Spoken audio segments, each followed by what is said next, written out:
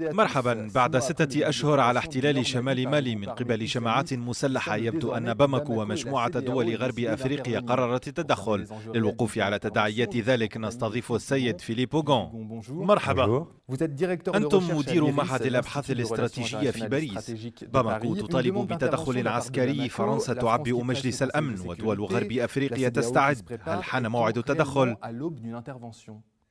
Moi, je pense que si l'intervention militaire a lieu, أعتقد أنه إذا وقع تدخل عسكري سيستغرق وقتا مطولا لعدة أسباب، منها أن الجيش المالي يحتاج لإعادة بناء بعد تفككه، ولا يمكن لقوة أجنبية أن تتدخل في ظل غياب جيش وطني يحافظ على تراب بلده. كذلك لا يوجد نظام سياسي مستقر في مالي. Au Mali, il y a des divisions très fortes.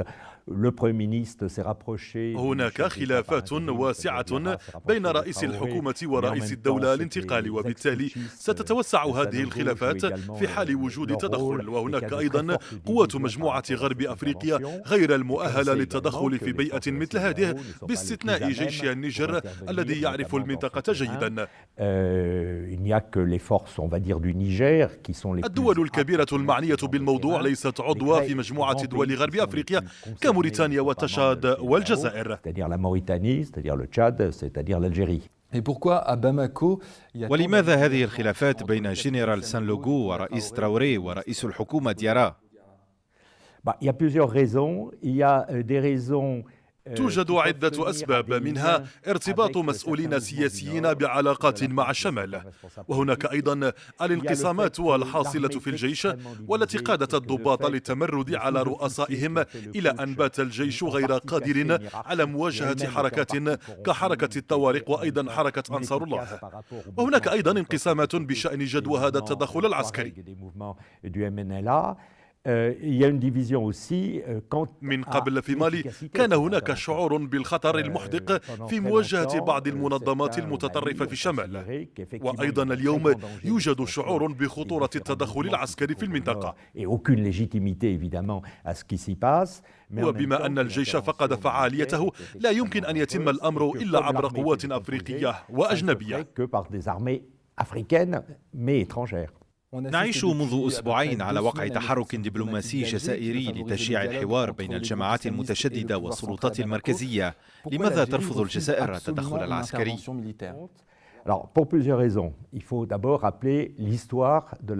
لعدة أسباب. يجب أن نذكر أولا بتاريخ الجزائر، ماذا جرى فيما يتعلق بشبكة الجماعة الإسلامية المسلحة، وكيف انتقلت القاعدة في بلاد المغرب الإسلامي إلى خارج الجزائر وتحديدا إلى شمال مالي. فزعم القاعدة في بلاد المغرب الإسلامي يوجد حاليا في شمال مالي، لكن من قبل كان في الجزائر. الجزائر لا تريد بأي حال من الأحوال تنظيما للطوارق، رغم أن سكانها من الطوارق ليسوا بعدد كبير.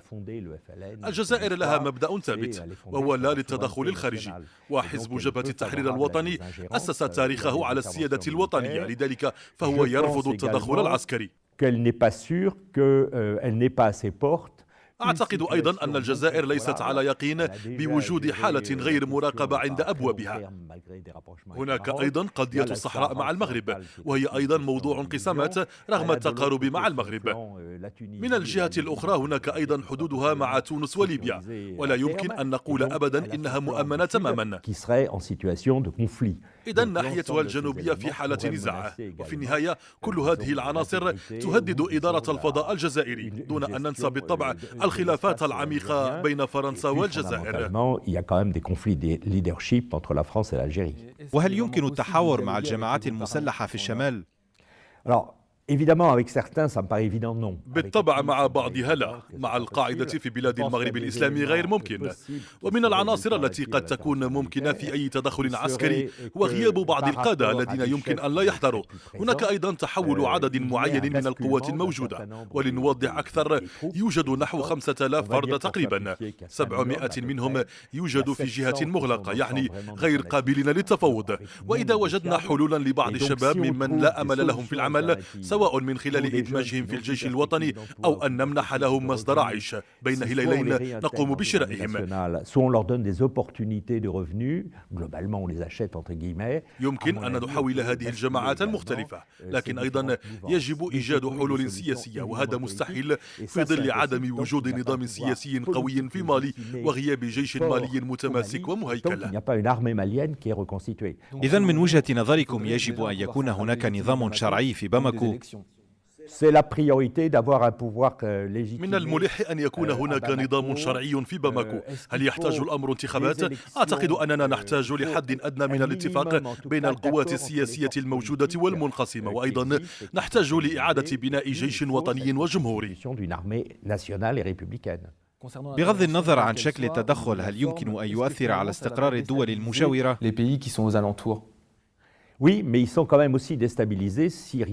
نعم، وهم أيضا غير مستقرين إذا لم يتم فعل شيء. نحن في منطقة التسلح فيها بات مكثفا.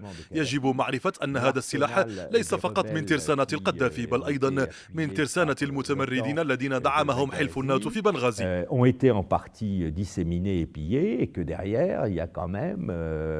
فهناك صواريخ حرارية وهناك أيضا راجمات صواريخ.